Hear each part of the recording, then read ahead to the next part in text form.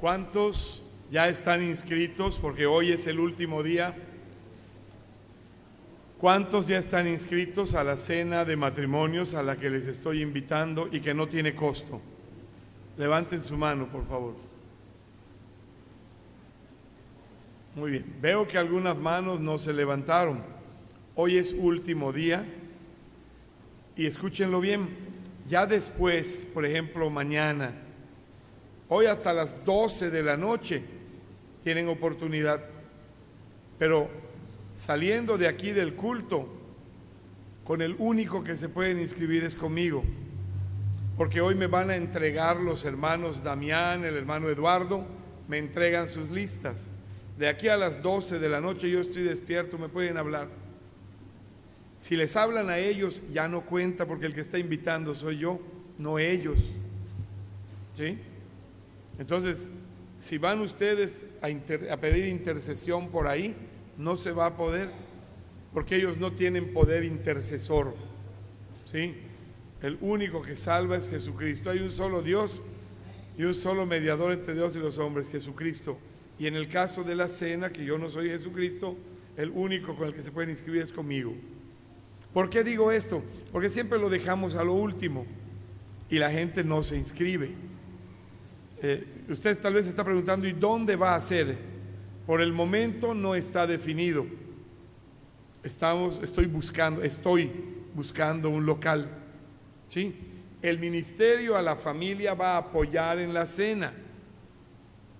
Van a estar trabajando porque va a haber varias sorpresas en ella y nos vamos a reunir a trabajar, pero hoy ni ellos saben dónde va a ser y lo vamos a mantener en secreto porque va a ser con intransmisible. Vio la boda de ayer, pero va a haber guardia presidencial y estado mayor diaconal y todo para que usted no llegue si no tiene boleto.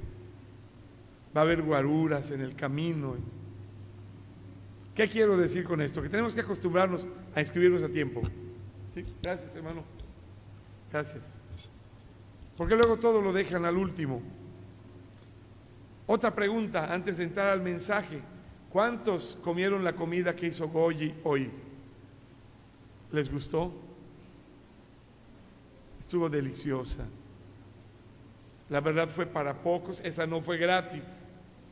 Pero Goyi se esmeró y yo le doy gracias a Dios y a ella por el esfuerzo para ayudar a los jóvenes para el CONAGEVA.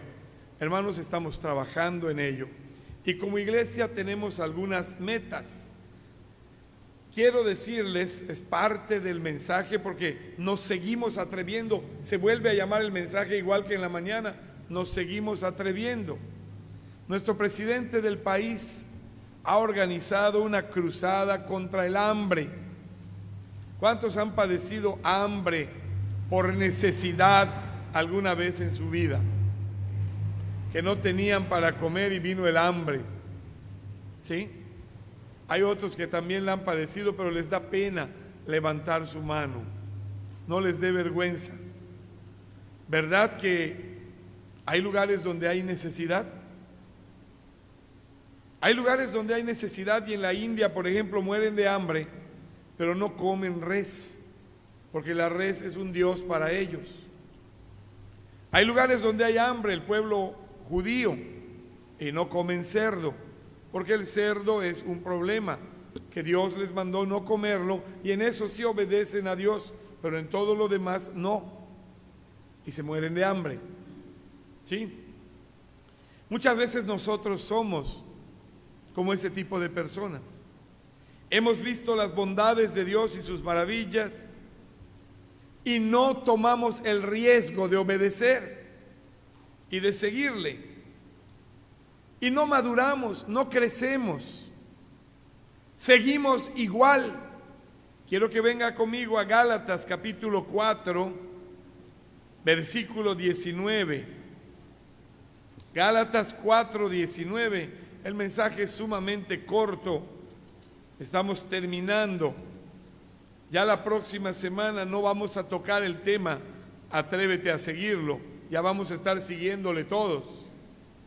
Nadie dijo amén y ya no cuenta. Es como la inscripción a la cena. Después de las 12 ya no cuenta. Gálatas 4:19. ¿Quiere leer conmigo? Hijitos míos, por quienes vuelvo a sufrir dolores de parto hasta que Cristo sea formado en vosotros. Una vez más, por favor. Hijitos míos, por quienes vuelvo a sufrir dolores de parto hasta que Cristo sea formado en vosotros. La carta del apóstol Pablo a la iglesia de Galacia mantenía un propósito sumamente claro. Este propósito puede definirse de varias maneras. Tenía un objetivo perfectamente establecido y se puede definir este objetivo de varias formas. Él quería hacerles regresar al camino correcto, pues se estaban desviando hacia el legalismo. Era gente legalista. Hay gente que prefiere obedecer al pie de la letra una orden que tener gracia y misericordia para con su prójimo. Hay gente que mantiene una ley así dura, rígida, y se olvida de la misericordia. En aquella época existía un grupo de judaizantes que les había convencido a todos los que venían a Cristo, fueran hebreos o fueran gentiles, les había convencido a someterse a las leyes fariseas, como si en ellas, hermanos, estuviera el verdadero evangelio. Te tienes que circuncidar, tienes que ofrecer este sacrificio, tienes que hacer tal o cual cosa. Y hoy en día mucha gente lo hace. Tienes que ir de rodillas a tal capilla y hacer tal o cual cosa, o tienes que salir a vender tu atalaya, o tienes que reunirte tal día, y si no es tal día es pecado. Eso es legalismo. Y los legalistas son aquellos que obligaban a creer en Cristo e imponían la ley. Pero Cristo cumplió la ley y vino a darnos libertad. Uno no se salva por reunirse en domingo, tampoco en sábado. El día no importa, el que importa es Jesucristo. Él es el que salva. Entonces estos legalistas estaban imponiendo cargas que ni aun ellos podían llevar. Pablo quería ubicarles en el evangelio verdadero, el evangelio de la gracia de Dios, el evangelio de la fe en Jesucristo. Podemos decir que quería continuar con el proceso de evangelización de la vida. Quería que aquellos discípulos vivieran un proceso de evangelismo toda su vida, que siguieran siendo evangelizados todo el tiempo. Este capítulo 4, versículo 19 en Gálatas es una declaración que resume de una manera muy clara lo que la vida cristiana significa. Y vale la pena analizarlo brevemente, pero con profundidad. Hijitos míos, por quienes vuelvo a sufrir dolores de parto, hasta que Cristo sea formado en vosotros. Eso dice la versión Reina Valera 60. Ahora escuche la versión Reina Valera actualizada. Note la diferencia. Hijitos míos, por quienes vuelvo a sufrir dolores de parto hasta que Cristo sea formado en vosotros. ¿Cuál fue la diferencia? Ninguna. Coinciden, pero escuche la NBI. Queridos hijos, por quienes vuelvo a sufrir dolores de parto hasta que Cristo sea formado en ustedes. ¿Cuál fue la diferencia? Ninguna. Dice exactamente lo mismo. Nomás dice en una, hijitos míos, y en otra, queridos hijos. Y en una dice vosotros y en la otra ustedes, pero es lo mismo. Coinciden todas las versiones en la importancia del mensaje dado tal cual. porque tenía algo especial. Y se trata de un pasaje tan claro y significativo que todas las versiones deciden ponerlo exactamente o muy semejante. No hay variación. Note usted cómo empieza. En la primera parte, el primer punto: queridos hijos.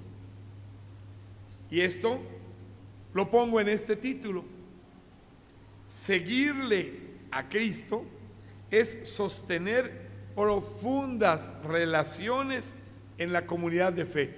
Queridos hijos, les dice Pablo. Pablo le llama hijos a sus discípulos, le llama hijos a aquellos que había ganado para Cristo y que los había constituido en iglesia años atrás, formando la iglesia de Galacia. Pero en aquella comunidad también había otros cristianos ganados por los discípulos de Pablo, serían nietos, pero él les llama hijitos, queridos hijos. La verdad es que estaba llamándoles hijos a todos aquellos que tenían una relación con Dios, que tenían una enorme relación de comunión con el Padre Celestial. ¿Se acuerda que una vez le dijeron a Jesús: oye Jesús, te llaman a la puerta tu mamá y tus hermanos, tu padre, tu madre y tus hermanos? Y él les dice, ¿quiénes son mi madre y mis hermanos?, replicó Jesús. Luego echó una mirada a los que estaban sentados alrededor de él y añadió: he aquí a mi madre y mis hermanos. Cualquiera que hace la voluntad de Dios es mi hermano, mi hermana y mi madre. Dios crea una profunda relación con aquellos que son sus discípulos, con aquellos que son sus seguidores. Y hermanos, nuestras acciones son resultado de nuestros valores. Usted actúa de acuerdo a sus valores. Si para usted la vida de una hormiga es importante, si la ve, no la pisa y la mata. Uno actúa de acuerdo a sus valores. Si para usted la honestidad es algo importante, se encuentra una billetera con mucho dinero, pero tiene la credencial del IFE y la dirección de la persona, usted la devuelve toda. Y hay algo más: no acepta gratificación. ¿Sabe por qué? ¿Qué le tienen que gratificar si usted hizo lo correcto, lo que debía hacer? O de otra manera usted sería un ladrón o una ladrona, porque también las hay. ¿Sí me explico? El dinero le pertenece a esa persona. El otro día yo escuché un testimonio con el que no coincido, ni me acuerdo quién lo dijo, pero ese hermano predicaba y dijo: gloria a Dios, porque yo tenía necesidad. No sé cuándo fue ni dónde fue esta semana que pasó, y me encontré un dinero allá y Dios suplió, porque eran como no sé cuántos cientos de pesos. Yo dije: pobre de quien lo perdió. A mí, hermanos, me duele encontrar dinero. ¿Sabe por qué? Porque alguien lo perdió. Se encuentra usted un monedero en el supermercado con 200 pesos. Yo estoy pensando que es la semana de una pobre mujer que trabajó rudamente y es el dinero que tiene para comer. Y aunque yo tenga hambre y haya orado, Dios provee. Yo no creo que el descuido de una mujer perdiendo su carterita sea la provisión de Dios. Dios tiene maneras en las que no daña a otros para proveerle a sus hijos. Si usted encuentra un lápiz en la banca, usted no debe quedarse con él. Tiene un dueño que lo olvidó. A veces van a la oficina y nos dicen: pastor, dejé mi Biblia, no la encuentro. Digo: la vamos a encontrar. Créame, ha habido ocasiones en que no encontramos nada.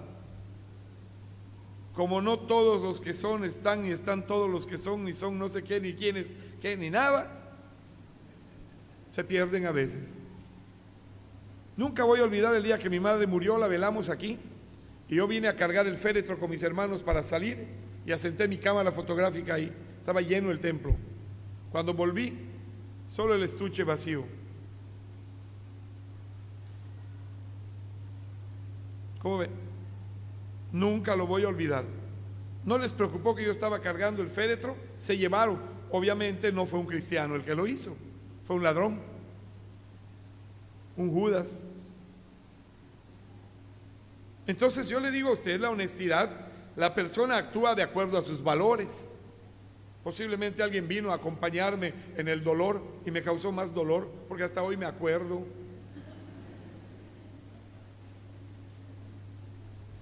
Nuestras acciones son resultado de nuestros valores, pero nuestros valores se fundamentan en lo que creemos, en nuestras creencias. Si yo creo que robar es pecado, mis valores van a ser no robas. Y entonces surge la honestidad. ¿Se da usted cuenta? Nuestras acciones van a ser de acuerdo a los valores, y los valores de acuerdo a nuestras creencias, y nuestras creencias se originan en nuestras relaciones. Si yo tengo una relación personal con Dios, tengo una creencia real en Dios, eso me va a dar un valor. Dios es importante. Entonces no me voy a cuidar de que no me vea el pastor, de que no me vean los maestros de escuela dominical, de que no me vean los diáconos. Me voy a cuidar de no ofender a Dios. Ni siquiera me voy a cuidar de que no me vea Dios, cosa imposible, porque Él todo lo ve. Pero no me voy a cuidar de que no me vea Dios, sino que voy a decidir no ofender a Dios. Y mis valores van a ser producto, mis acciones van a ser producto de esos valores que tengo. Entonces, hermanos, es importante que entendamos que de donde venimos, quién nos predicó, quién nos enseña la verdad y a qué comunidad pertenecemos, es importante que entendamos que eso le da sentido a nuestra existencia, a nuestras acciones en la vida. Tengo maestros, yo nunca olvido a mi maestro, fue mi pastor. Y mucho de lo que hoy puedo hacer por gracia de Dios, se lo aprendí a mi pastor. Él me enseñó, me llevaba con él y no me daba clases, yo veía lo que hacía. Y era una bendición aprender de mi pastor, de mi maestra de escuela dominical, de mi discipulador Gabriel López, que fue el que me dio clases de bautismo. No puedo olvidar lo que me enseñaron, lo tengo aquí bien presente, bien clarito. Y lo mismo ocurre seguramente con usted. Los que están en catecúmenos reciben de Manuel Lara la enseñanza. Imagínense que le digan a estos que Manuel, en lugar de dar 1000 gramos de croquetas por kilo, da 800. Y luego viene a enseñarles honestidad en la clase de catecúmenos. Lo que van a hacer es desear que él se coma las croquetas. Él tiene una responsabilidad al enseñar. Los que están estudiando Santiago ya vieron lo que hacen los falsos maestros. Tenemos todos una responsabilidad de dar testimonio. Atrévase a seguir a Jesús. Queridos hijos, les dice, somos la suma de la influencia de muchas personas. Gente que está proyectando su liderazgo sobre nosotros, y son personas con las que nos relacionamos. Varios de ustedes perdieron la oportunidad de estar en una zarza, en una célula, aprendiendo a seguir a Jesús, a atreverse a seguir. Perdieron la oportunidad de relacionarse, perdieron la oportunidad de convivir y edificarse unos a otros. Ya no les martirizo más con ello. Es terrible haberlo perdido. Estoy seguro que varios de ustedes, aquí, ahora, hay personas que no conocen. ¿Me harían el favor de voltear a ver? Solo volteen a ver y háganse la imagen de ¿Cuántos no conocen aquí? Adelante.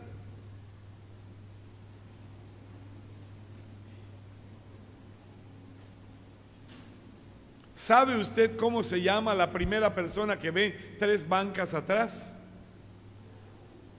Hermano Sarlat, esa pareja de hermanos que está atrás de usted en la banca, ¿sabe cómo se llaman? La señora esa bien elegante de color guaya, y el señor que está volteando a ver y que no le hace caso a usted ahí atrás de usted. ¿Sabe quiénes son? No. Imagínese, son de los más antiguos miembros de esta iglesia. Él se llama Marcelo y ella Yolanda. A ella le hicieron esa canción de "Esto no puede ser más que una canción de amor", Yolanda. Don Marcelo se la hizo. No es cierto. Pero escuchen, hermanos, no nos conocemos. ¿Cuántos saben quién es Blanca García? Levanten la mano. ¿Sabía que Blanca García está aquí? Y es una de las jóvenes de antaño. No tan antaño porque es la más chica de los García Duarte. ¿Sí? Y aquí está la hermana Blanca. Tarea: encuentren a Blanca hoy que termine el culto. Yo no les voy a decir quién es. ¿Sabían que aquí hay un señor que le hicieron una cirugía y no debería estar aquí, debería estar en su casa reposando y descansando? No le voy a decir quién es, pero cuando yo salga, espere que yo le agarre. Le dije que no venga al culto. Nos desobedeció, hermano. Ahí está atrás. Pero qué bueno que vino. Tenemos que saber lo que le pasa a nuestros hermanos. Tenemos que saber quiénes son. ¿Sabían ustedes que hay una muchacha que se va a casar pronto aquí? Yo no sé quién es, pero alguien se ha de casar. Así que, bueno, continúe. Alguien sigue. La maldición esa no se detiene. Alguien sigue. Hermanos, tenemos oportunidad de tener interrelaciones y allí se va fundamentando nuestra vida. Fíjense ustedes, cuando Jesús celebró la cena, la comunión por primera vez, no lo hizo con uno solo de sus discípulos. Yo he visto personas que van a darle la comunión a una persona. Eso ya no es comunión, eso ya es un acto supersticioso en el que le hacen creer que va a recibir gracia. Si comunión es entre muchos, Jesús invitó a los 12. ¿Sabe hasta quién se coló ahí? El Iscariote. El Señor dijo: uno de los que están aquí es diablo, seré yo, dijeron todos. Imagínense cómo sabían de ellos mismos que dijeron: seré yo. Es como que yo diga: una de las hermanas de aquí es muy fea. Ninguna va a decir seré yo, ¿verdad? Claro, es obvio. Pero miren, hermanos, la comunión es entre muchos. Jesús invitó a todos. Pablo señala el peligro de comer y beber el pan y la copa del Señor indignamente, y la referencia es clara. Se trata de hacerlo como comunidad, como iglesia, no nada más yo o un grupito especial. Hay personas que creen que pueden reunirse a hacer estudio bíblico sin la relación con una iglesia.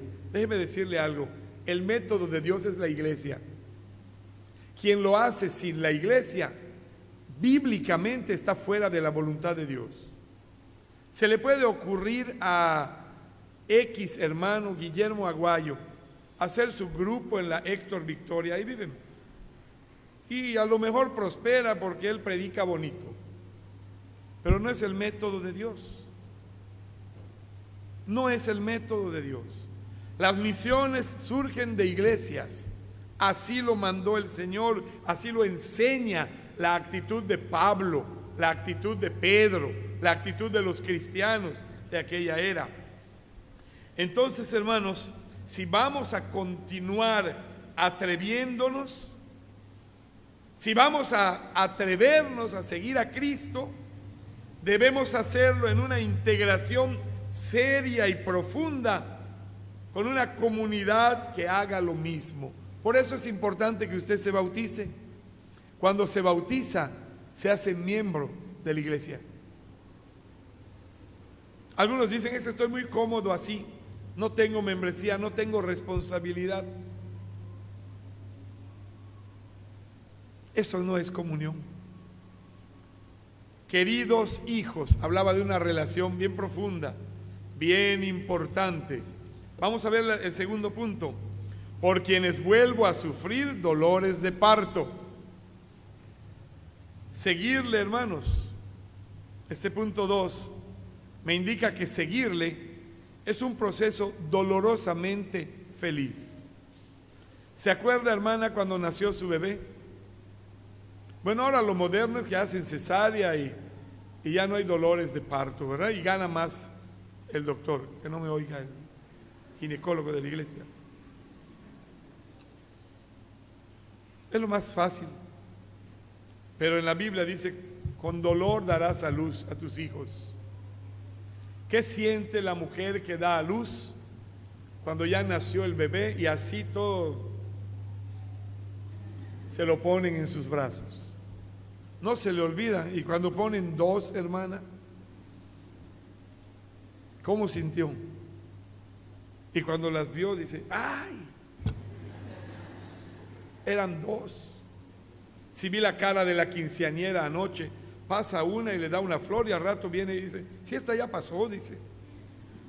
Era la otra. Le digo: no, es que tiene copia fotostática. ¿Sí?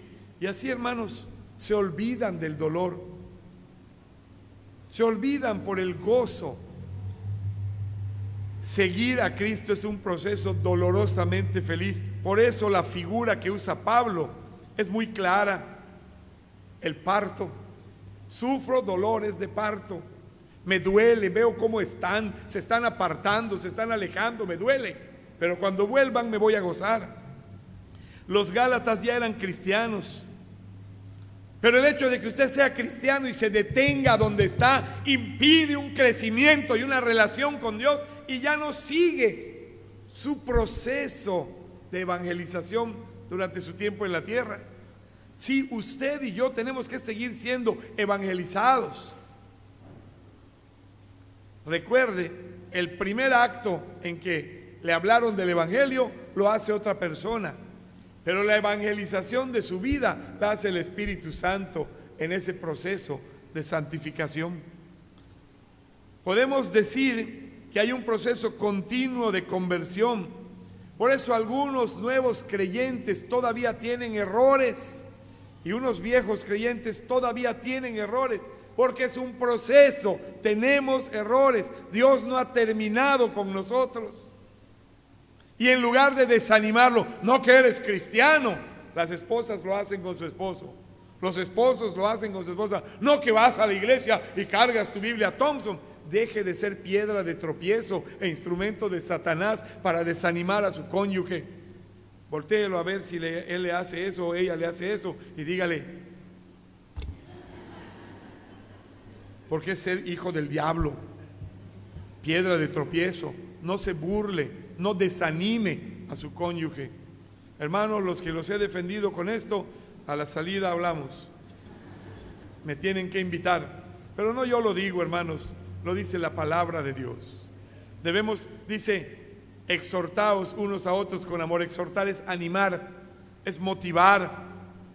Y entonces, hermanos, igual que el alumbramiento, igual que el parto, allí hay derramamiento de sangre, gritos, dolor, pero se convierte en la experiencia más extraordinaria en la vida misma. Cuando Marta era mi novia, yo la visitaba en sus guardias de la Clínica Esperanza. Salía yo de mi reunión y llegaba ahí a las 10 de la noche. Ella tenía guardia, estaba toda la noche ahí. Allí aprendimos vida discipular, plan maestro de discipulado. Nos reuníamos con un grupo de jóvenes y lo estudiábamos en la clínica. Y muchas veces me tocó recibir a esposos que venían corriendo buscando a la doctora de guardia y traían a la esposa a punto de dar a luz. Yo usaba mucha ropa blanca y creían que era doctor. Doctor, doctor, ahí está ella. Y pasaban. Muy valiente entraba el esposo corriendo a la sala de partos. Al rato oía yo un golpe seco. Abrían la puerta y lo sacaban y yo me hacía cargo de él. Se desmayaba el esposo. Y ahí me quedaba platicando con él horas mientras allá Dios hacía el milagro de traer al mundo una nueva vida. Con una vez en la historia que un hombre dé a luz, no vuelve a haber partos. Eso Dios se lo dio de regalo a la mujer. Es una experiencia sangrienta, dolorosa, pero finalmente genera vida. Podemos decir que todos somos la vida y el dolor de alguien. A alguien le costó que tú y yo naciéramos y fue tu madre. No solo eso, cada día que vamos a Cristo, cada etapa de crecimiento, cada etapa de desarrollo, cada etapa de maduración de nuestra vida puede ser dolorosa, pero genera vida. Cada vez que hacemos una campaña y hay un grupo de hermanos que se desgasta aquí, la verdad es que no hacemos campañas, sino que estamos en campaña continua. ¿Cree que es fácil el sábado en la mañana a las 7:30 están saliendo de aquí un grupo que quisiera dormir? Pero ahí se van a Yashnik. Regresan, algunos de ellos se van felices a su casa, pero el otro grupo se queda y a las 5 de la tarde se está yendo a una iglesia a atender un grupo de jóvenes y otros regresan a Yashnik. Y ahora vamos a empezar los domingos y usted va a tener parte. Hay oportunidad de que usted ayude ahí los domingos después de todo lo de acá, ir allá y volver al culto acá, como lo hacía la hermana María Esther. ¿Se acuerda, hermana? Hasta don Fernando iba con usted. Bueno, le vamos a dar oportunidad en Yashnik. Escuchen esto. Cuesta. A veces están cansados. Cuando termina toda una actividad, imagínense, y hay que desmantelar todo. Yo ya estoy viendo el Conajeva, 500 comidas, desayuno, comida, cena. Todo ese movimiento espantoso que va a haber. Cuesta. Y en alguno de esos trabajosos procesos de organización, nació usted en la vida cristiana, porque en ese costoso y doloroso proceso alguien le habló de Cristo. Todavía hay personas acá que me dicen: hermano, yo acepté al Señor cuando fue la campaña de Banjoni en el Poliforum. Esa campaña tuvo meses de jóvenes y adultos yendo a pintar en las madrugadas bardas. Vale la pena vivir cuando se tiene por qué. A colgar mantas y a perseguir a los que nos cortaban las mantas en las madrugadas haciendo recorridos. ¿Lo recuerdas, Manuel? Cuando tocabas tu flautita. ¿Te acuerdas, Blanca? Un día quiero que vengan y toquen con la flauta otra vez esos cantos. Allí surgió ese hermoso canto: sonríe, Cristo te ama, dale tu vida al Salvador. Costó. Un anciano de 73 años vino desde Madrid a predicar acá y le dimos 300 pesos de ofrenda. Y para colmo, predicando allí, sube un maleante mal encaminado, según él dijo, por el episcopado mexicano, y golpea delante de todos al anciano Fernando Banjoni, a ese predicador. Y usted puede oír los mensajes, como el hombre ronco a los otros días porque se armó un problema y él tuvo que gritar su predicación, seguía gastándose. Pero de aquellos 8,000 que escuchaban, 1,200 bajaban a hacer decisión. Proceso doloroso. Aquí veníamos a contar las decisiones y repartir las tarjetas, desvelándonos, cansados, pero gozosos al ver que nacían nuevas almas. en los caminos del Señor. Es un proceso dolorosamente feliz. ¿Acaso creen que la muerte de nuestro Señor Jesucristo y todo el sufrimiento que involucró esa experiencia terrible, que ahora es la fuente de vida extraordinaria de quienes vienen a Él y todos nos podemos salvar por ello, creen que no dolió? Cuando Él de rodillas en Getsemaní le dijo: Señor, si es posible, quita esta copa amarga de mí, es duro, pero que se haga tu voluntad y no la mía. Hay un alto costo por seguir a Jesús. No basta con sentarse en una banca. Y yo no sé qué tiene esta pobre banca, que nadie la ocupa. Bueno, es que los que se sientan ahí los critican. Han criticado a los que se sientan en la primera banca, que lo hacen para darme gusto. Si aquí no vienen a darle gusto al pastor, ¿a quién le venimos a dar gusto? A Jesús, a Dios. En fin, a Cristo le costó, hermanos. Nuestro nuevo nacimiento fue costoso. ¿Sabe cuántos sermones, mensajes, estudios bíblicos, clases se han preparado, se han invertido horas de horas para predicar el Evangelio? El hermano Eder me comparte que su pastor tiene 80 años y sigue predicando en su púlpito. El hermano José Bonilla tiene cáncer, lo han estado tratando, es nuestro presidente de la Convención Nacional Bautista y sigue predicando. El hermano Gabriel Orea está en China. Usted tiene un boletín por allá, debe estar mi boletín. En los motivos de oración dice que el hermano Gabriel Orea tiene un cáncer terrible, está en fase terminal. Y yo lo vi en México, vino a México y le digo: hermano, ¿por qué no viene a atenderse? Dice: no, pastor, yo voy a seguir sirviendo a Dios hasta el final. Y si voy a morir, moriré en China, donde está la gente que me necesita. Y manda fotos, usted puede entrar a su blog, ponga Gabriel Orea. Y va a ver usted, no ponga misionero, porque si descubren que está como misionero en China, es un problema, le impiden entrar. Pero ponga ahí Gabriel Orea y vea las fotos donde lo están tratando con quimioterapias y tratamientos y no tiene el dinero para el tratamiento. Y el hombre sigue dando su vida, como si hubiera entendido lo que Pablo dijo: y yo con el mayor placer gastaré lo mío, y aún yo mismo me gastaré del todo por amor de vuestras almas, aunque amándoos más, sea amado menos. Supe que uno de nuestros grupos de misioneros se espantó con la lluvia de ayer. Bautistas, y les espantó la lluvia, que porque moja.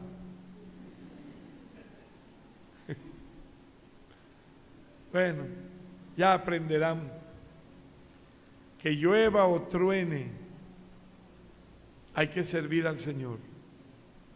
A costa de tu vida hay que servir al Señor.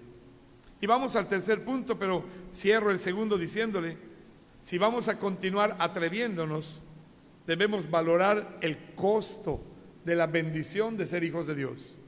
Pablo sufría dolores de parto, pero también decía: es una experiencia feliz. El número 3, hasta que Cristo sea formado en ustedes. Seguirle, hermanos, es convertirnos todos los días. ¿Se convirtió usted un día? Dice Filipenses 1:6, estando persuadido de esto, que el que comenzó en vosotros la buena obra, la perfeccionará hasta el día de Jesucristo. Y tenemos que convertirnos a diario. ¿Usted conoce a alguien que haya tenido una conversión espectacular, bárbara? de ser un instrumento del diablo que haya venido a ser un instrumento de Dios? ¿Conoce a alguien? Si lo conoce, levante la mano. Entonces no se conoce usted mismo.